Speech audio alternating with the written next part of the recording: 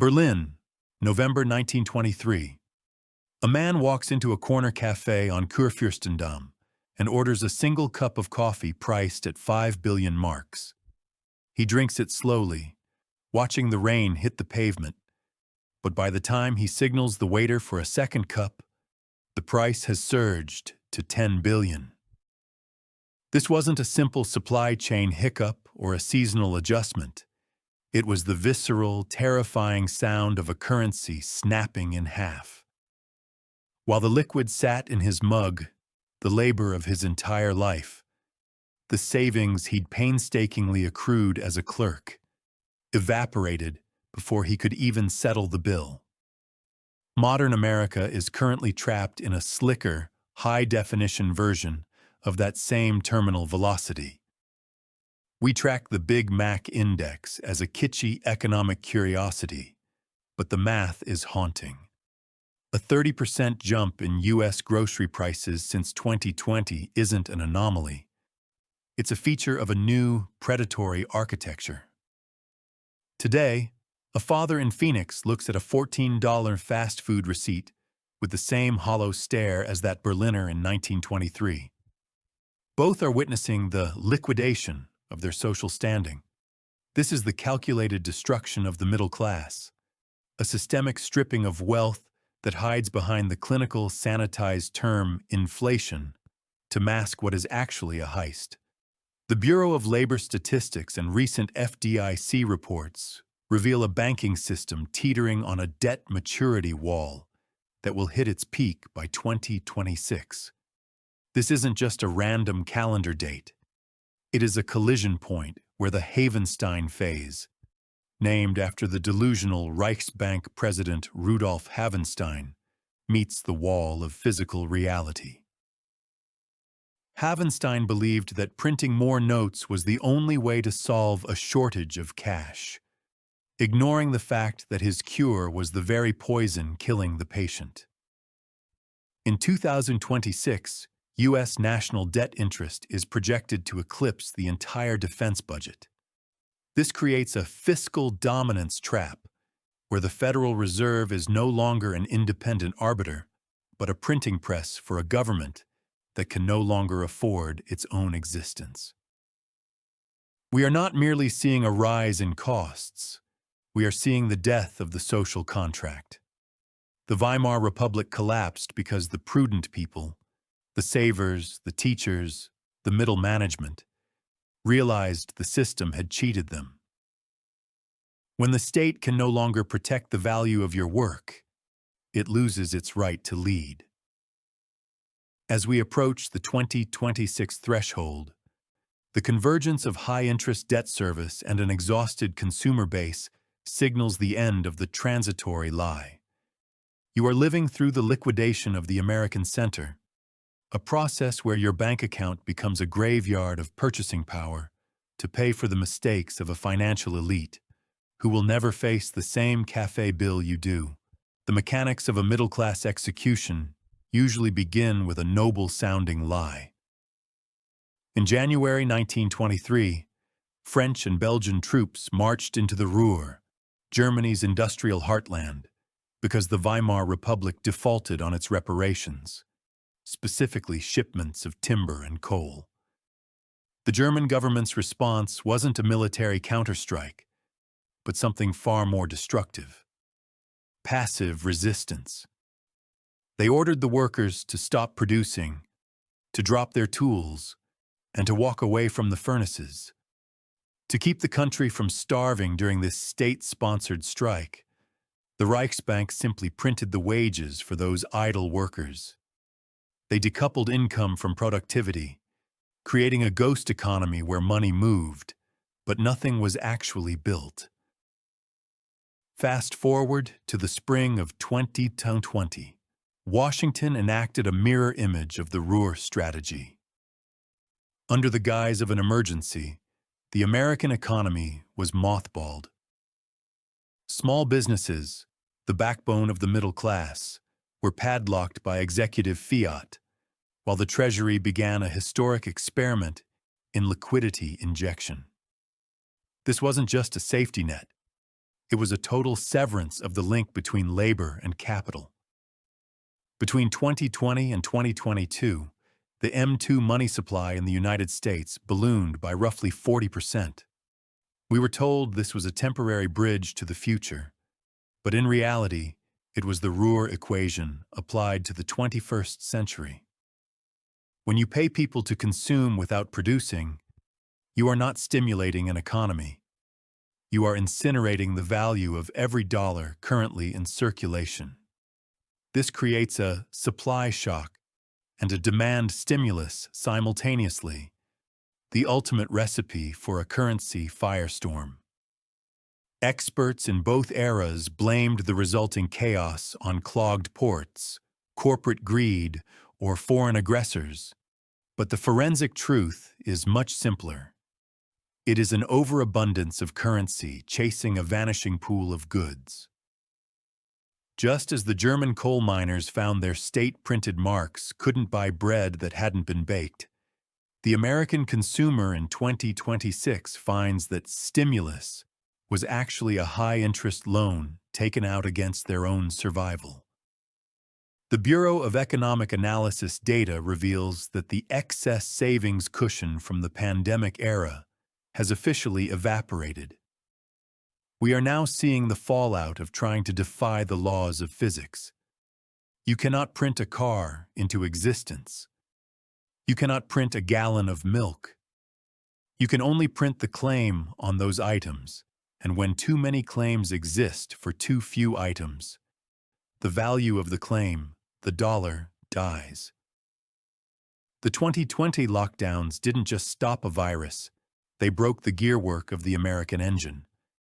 By 2026, the debt maturity wall ensures that the bill for that passive resistance is finally coming due. We are entering the terminal phase where the state has already spent the wealth of the next decade to survive the last 3 years. This isn't a policy failure. It is a transfer of energy from your bank account to the state's ledger. To understand why your grocery bill is skyrocketing, you have to understand the mind of a man who thought he could fix a flood by opening the taps. Meet Rudolf Havenstein, the president of the Reichsbank in 1923. Havenstein wasn't a villain in a cape. He was a brilliant, highly credentialed lawyer who suffered from a terminal case of monetary cognitive dissonance. As the German mark collapsed, Havenstein stood before his board and argued that the problem wasn't that he was printing too much money. It was that he wasn't printing it fast enough. He genuinely believed there was a shortage of cash because people couldn't afford goods. So he commissioned 30 paper mills and 133 printing plants to run 24 hours a day. Fast forward a century, and the scenery has changed from wood-paneled German boardrooms to the sleek, glass and steel offices of the Mariner S. Eccles building in Washington, D.C. In 2021, Federal Reserve officials looked at a burgeoning inflation rate and uttered a word that will go down in financial infamy: transitory. This was the modern Havenstein Trap. The Fed, armed with PhDs and sophisticated algorithms, argued that the sudden surge in prices was a temporary glitch, a mere hiccup in the global supply chain. They ignored the flashing red lights of the M2 money supply, which had just experienced its largest 2-year jump in American history. The forensic similarity between Havenstein and modern central bankers is their refusal to acknowledge the source of the fire. When Havenstein's policies failed, he blamed speculators and foreign exchange manipulators. Today, the narrative shift follows the same playbook. We are told inflation is the result of corporate greed, shrinkflation, or geopolitical shocks. These are convenient distractions designed to make you look everywhere except at the printing press. The reality is that the Federal Reserve and the Treasury created a liquidity trap that they are now trying to exit by crushing your purchasing power. This isn't just a math error. It's a psychological break from reality. By early 2026, the Fed finds itself in a fiscal dominance nightmare, where they cannot raise interest rates high enough to kill inflation without bankrupting the U.S. Treasury, which is now servicing over $34 trillion in debt. Havenstein died in office in November 1923, still convinced that his printing press was the only thing keeping Germany alive. We are currently governed by his intellectual heirs, experts who would rather liquidate the middle class than admit that their transitory theories were a historic delusion. They aren't trying to save your bank account. They are trying to save the system they built, even if they have to burn your life savings to keep the lights on in D.C. The financial system is designed to keep you in the dark, but history provides the map to escape the trap. If this insight opened your eyes, hit the like button to help us break through the noise. Share this with someone who needs to see the patterns before the next collapse. And subscribe to master the mechanics of wealth that they don't want you to understand. Don't let your purchasing power disappear in silence. Drop a comment below, and let's discuss the truth the 1% ignores. In the early 1920s, the German Mittelstand, the doctors, the professors, and the retirees who had done everything right, became the primary targets of an invisible execution. These were the prudent ones. They had spent decades saving paper marks, trusting in the permanence of the state. But as hyperinflation took hold, their life savings didn't just lose value, they became a punchline. A retired teacher's pension, once enough to fund a comfortable sunset, wouldn't buy a single egg by 1923. While the middle class was being vaporized, however, a new class of inflation kings emerged. Men like Hugo Stinnes, an industrial tycoon, realized the secret. If you borrow massive amounts of currency and wait for that currency to devalue, your debt effectively disappears while you keep the physical assets. Stinnes built a massive empire on the bones of the middle class, proving that inflation is not a shared burden. It is a wealth transfer. This phenomenon is known to economists as the Cantillon Effect. It dictates that those closest to the source of the new money, the banks and the ultra-wealthy, get to spend that money before prices rise. By the time that money trickles down to the grocery store or the gas station, its purchasing power has already been bled dry. In modern America, we call this the K-shaped recovery. While the average family in 2024 and 2025 is getting pummeled by 7% mortgage rates and credit card interest north of 20%, private equity giants like Blackstone and institutional graspers are playing a different game. They use their proximity to the Federal Reserve's cheap credit facilities to outbid families, turning the American dream of homeownership into a permanent rent trap. The forensic reality is that inflation is a highly efficient, silent mechanism of theft. It punishes the saver and rewards the debtor. And in 2026, the biggest debtor in human history is the United States government. With a debt load exceeding $34 trillion, the state has no intention of ever paying that money back in real value. Instead, they are inflating it away. Every time the price of your milk goes up, the real value of the government's debt goes down. Your lost purchasing power is their stealth tax. It is the only way the Treasury can balance a ledger that is fundamentally broken. We are witnessing the liquidation of the prudent in real time. If you held cash in a savings account over the last 5 years, you have been fined roughly 25% of your wealth through the loss of buying power. Meanwhile, the assets, the real estate, the stocks, the gold, have migrated into the hands of those who understand the trap. The social contract of the middle class is built on the idea that if you work hard and save, you will be okay. But in a Cantillon economy, saving is a suicide mission. The system is now designed to harvest the prudent, to keep the indebted elite afloat. When the currency begins to rot, the law is usually the next thing to spoil.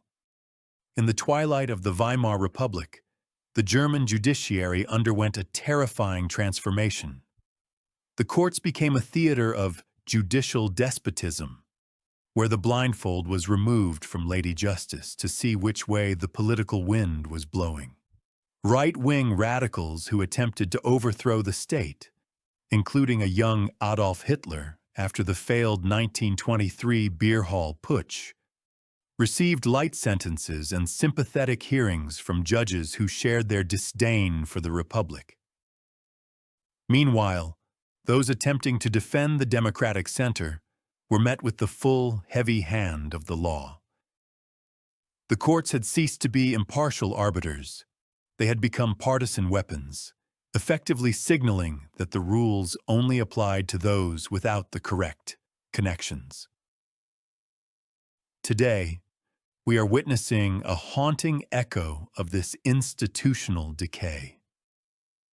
Public trust in the U.S. Supreme Court and the broader federal judiciary has plummeted to historic lows, reaching a limbo state where nearly half the country views the highest court not as a guardian of the Constitution, but as a political council of elders. Whether it is the expansion of executive immunity or the shifting sands of regulatory power, the American public no longer sees a neutral umpire. Instead, they see a bench that reflects the same fractures as the street. According to recent Gallup and Pew Research data, this collapse in confidence isn't just about specific rulings. It is about the perception that the game is rigged from the top down. The link between a failing currency and a failing court system is psychological. When the middle class loses its money through the Havenstein printing press, it loses its allegiance to the system. You cannot expect a citizen to respect the rule of law when the rule of math has already robbed them of their home, their savings, and their future.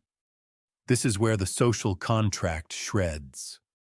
When people realize that the currency is a lie and the courts are a tool for the elite, they stop looking for justice and start looking for a strong man who promises to break the scales entirely. By 2026, this institutional decay has created a vacuum.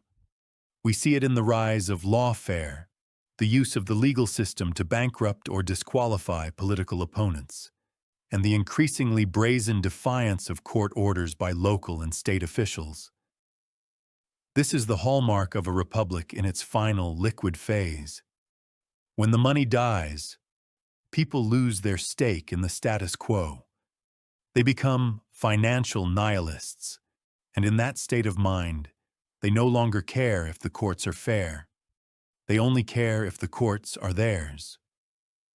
This opens the door to a form of social despotism, where power is the only remaining currency, and the middle class, already stripped of its wealth, is finally stripped of its protection. As the mark disintegrated in 1923, a strange, frantic energy took over German cities.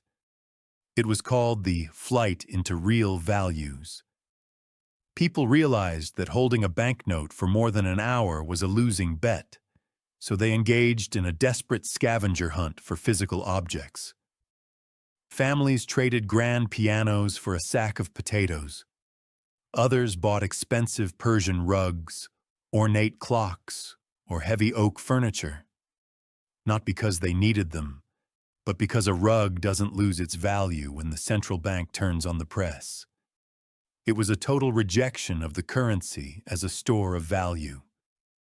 The German citizen had become a financial nihilist, someone who understood that the future was a scam and only the tangible present mattered. In modern America, This survival instinct has rebranded itself as doom spending. We see it in the behavior of Gen Z and millennials who are staring down a housing market where the median home price has decoupled from reality. When a starter home in a Tier 2 city costs $500,000 and mortgage rates are hovering at 7%, the traditional path to success looks like a hallucination. Instead of saving for a down payment that moves further away every month, young Americans are dropping $3,000 on international flights or spending $200 on high-end sushi dinners. Critics call it frivolous, but from a forensic perspective, it is a perfectly rational response to a dying currency. If the dollar is a dying lie, why deny yourself a meal today for a house you'll never own tomorrow? This shift marks the death of the unit of account, but more importantly, it marks a collapse in social morality. Money is more than just a tool for trade. It is a system of trust that links today's labor to tomorrow's security. When the government uses the printing press to steal that labor, it effectively tells the citizen that playing by the rules is for suckers. If the state can conjure trillions for bank bailouts or foreign aid while your rent doubles, the moral incentive to work hard, save, and be a good citizen vanishes. You are left with a society of people living for the immediate hit of dopamine because the long-term horizon has been burned to the ground. By 2026, this nihilism has become the dominant cultural force. It's why we see a surge in side hustles that skirt the tax man and a general withdrawal from the traditional workforce. According to recent consumer sentiment indices, the belief that hard work leads to a better life has hit an all-time low. When the currency becomes a joke, the work ethic becomes the punchline. We are no longer a nation of savers. We are a nation of spenders racing to get rid of our dollars before they lose another 10% of their heat. The middle class used to be defined by its patience. Today, it is defined by its desperation to escape the paper trap. By late 1923, the Berlin Bourse had transformed from a center of sober investment into a hall of mirrors. As the mark plummeted, the stock market indices began to look like phone numbers, hitting nominal highs in the billions and trillions. Suddenly, the local waiter, the housewife, and the chimney sweep were all day traders, huddled over ticker tapes, convinced they were getting rich because the numbers on the screen were going up. In reality, they were losing everything. While their portfolios rose by 1,000%, the price of bread rose by 10,000%. The stock market had become a liquidity sponge, a place where people threw their dying cash in a desperate attempt to outrun the printing press. It wasn't an investment boom. It was a frantic, collective hallucination. Modern America is currently navigating the terminal phase of this casino economy. We saw the opening act with the 2021 meme stock and NFT craze, where digital JPEGs and failing retail chains were suddenly worth billions of dollars. This wasn't price discovery. It was a cry for help. It was the sound of a population realizing that traditional saving was dead. Today, that same energy has funneled into the AI-driven tech rally.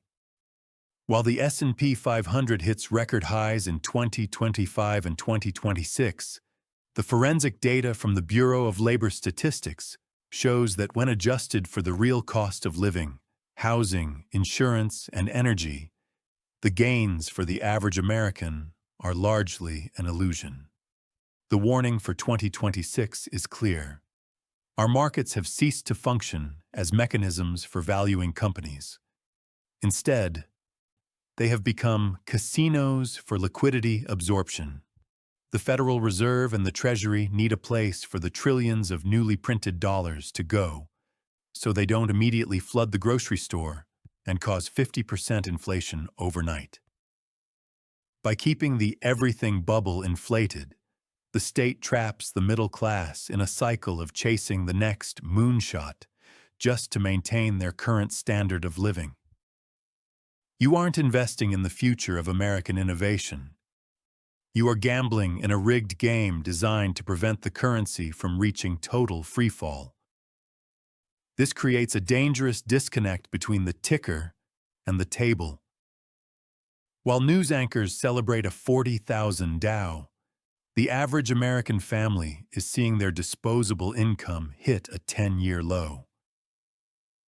We are living through a period where wealth is measured in digital zeros that can be wiped out by a single interest rate hike or a liquidity rug pull by institutional players.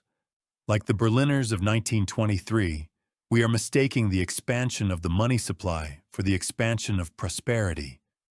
When the everything bubble finally meets the debt maturity wall in 2026, the realization will be painful.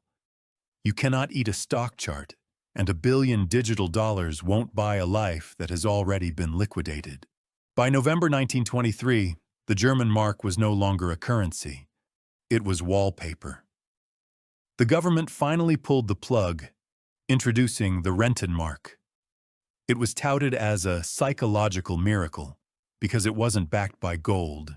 Germany had none left, but by a mortgage on the nation's entire industrial and agricultural land. The state simply deleted 12 zeros from the old notes. Overnight, one Rentenmark replaced 1 trillion paper marks. The chaos stopped, and the Rententrick worked. But there was a dark side to the stabilization. By resetting the currency at that specific point, the state effectively locked in the destruction of the middle class. If you had saved 1 trillion marks over a lifetime of work, you now had 1 mark. The debt of the state was cleared, but the wealth of the people was permanently deleted. As we cross the threshold of 2026, the United States is approaching its own 0 hour. The math has become undeniable. The interest payments on the $34 trillion national debt have officially surpassed the defense budget. The Federal Reserve is trapped between hyperinflating to pay the bills or allowing a deflationary collapse that would vaporize the banking system. Enter the modern Rentenmark, the central bank digital currency, or CBDC. Executive Order 15067 has already laid the groundwork for ensuring responsible development of digital assets. In the coming crisis, a digital dollar, a Fed coin, will not be sold as a choice. It will be sold as the only solution to the chaos of a collapsing paper system. The 22-26 projection is a managed reset. Just as the Rentenmark stabilized Germany by formalizing the theft of the past, a transition to a CBDC allows the state to rebase the economy while bypassing the traditional banking failures. It offers the government programmable control over every transaction. They can incentivize spending, penalize saving, and airdrop liquidity directly to selected groups. But for the American middle class, this reset is the final trapdoor. Any value lost during the 2020-2025 inflationary surge will never be recovered. The new digital ledger will start at 0, but your purchasing power will have been reset to a fraction of its former self. This is the forensic reality of a currency's stabilization. It isn't designed to make you whole. It is designed to make the state solvent. Like the German citizens in 1924 who woke up to a stable currency but empty pockets, the American citizens of 2026 may find themselves with a sleek, functional digital wallet that contains only a shadow of their family's multi-generational labor. The 0 hour is the moment the government admits the old system is dead and invites you into a new one where they own the ledger, the rules, and the delete key. In November 1923, As the German mark reached its terminal velocity of 4 trillion to a single dollar, the political floor didn't just crack, it vanished. Most people associate the rise of extremism with the Great Depression of 1929, but the forensic timeline tells a different story.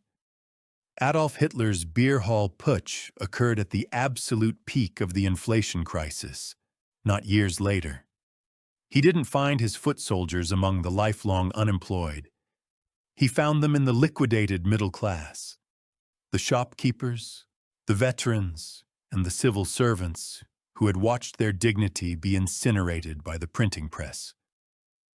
To these people, the Republic wasn't just incompetent, it was a thief.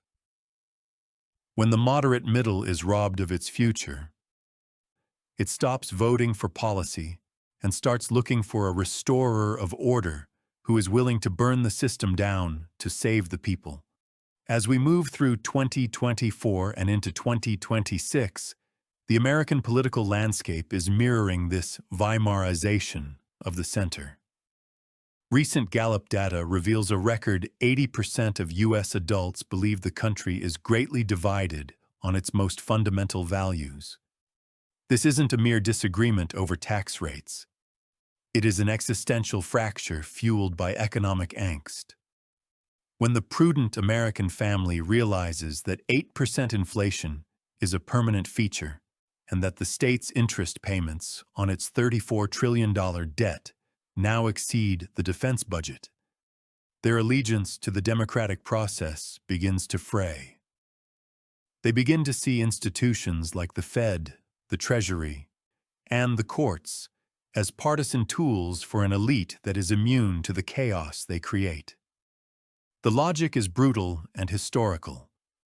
Social stability is tied directly to the health of the currency.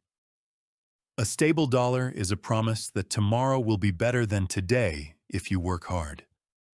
When that promise is broken through systematic debasement, the moderate middle undergoes a chemical change.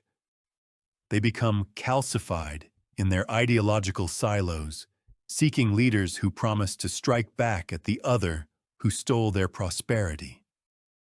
Whether it is the rhetoric of identity politics or nationalist restoration, these are the symptoms of a dying social contract. The moderate center is the ballast of a republic. When you liquidate their savings, you liquidate the very force that keeps the ship from tipping into the abyss. By 2026, we are entering the movement moment. The Bureau of Economic Analysis and Current Risk Assessments suggest that persistent inequality and the debt maturity wall are driving voters toward the extremes. The middle class, once the defender of the status quo, is now its most dangerous critic. They have realized that in a world of 7% mortgages and $15 Big Macs, the rules of the game only benefit the people who own the casino. In this environment, the call for a strong man or a legal path to revolution isn't a fringe theory. It becomes the default setting for a population that has run out of patience and out of money. We are currently living in the Wile E. Coyote moment of American finance. We've run straight off the cliff of fiscal sanity, our legs are still churning in midair, and we are looking down, realizing there is no solid ground left. The gravity of $35 trillion in debt is pulling at us, yet the markets remain suspended by the sheer momentum of disbelief. In 1923, the German public spent months in this same weightless state, convinced that someone would surely fix the ledger. But when the fall finally happened, it was swift, and it only spared those who had already secured their parachute. History provides a brutal but clear blueprint for survival. Those who emerged from the 1923 liquidation with their dignity and wealth intact weren't the ones with the largest paper balances. They were the ones who held real values. They owned the farmland, the timber, the apartment buildings, and above all, the gold. While the paper mark was being swept into the gutters of Berlin, an ounce of gold remained an ounce of gold. It was a bridge across the abyss, a way to carry the value of yesterday's labor into the reconstructed world of tomorrow. Today, the Havenstein Trap has a new predator: digital gold. In 2026, Bitcoin has matured from a speculative curiosity into a legitimate exit ramp for a middle class that no longer trusts the central bank's transitory lies. Unlike the dollar, which can be printed into oblivion by a committee in Washington, Bitcoin's supply is governed by immutable math. It is the first time in history that the average person has access to a globally portable, liquid asset that cannot be diluted by government decree.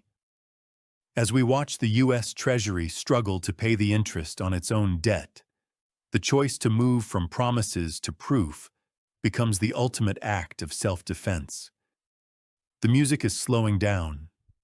You can hear it in the rising cost of your insurance, the price of your bread, and the growing desperation in the rhetoric of our leaders.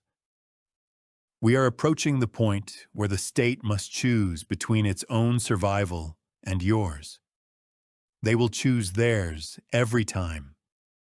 The liquidation of 2026 isn't a theory. It's a math problem that has already been solved. The only question that remains for you is one of placement. When the music finally stops and the digital ledger is reset, will you be left holding a stack of worthless paper promises? Or will you be holding the hard assets that the state cannot touch? The window to exit is still open, but the hallway is getting narrow. Don't wait for the Rentenmark moment to realize you've been liquidated. Secure your labor, protect your family, and opt out of the trap while the exit is still a choice.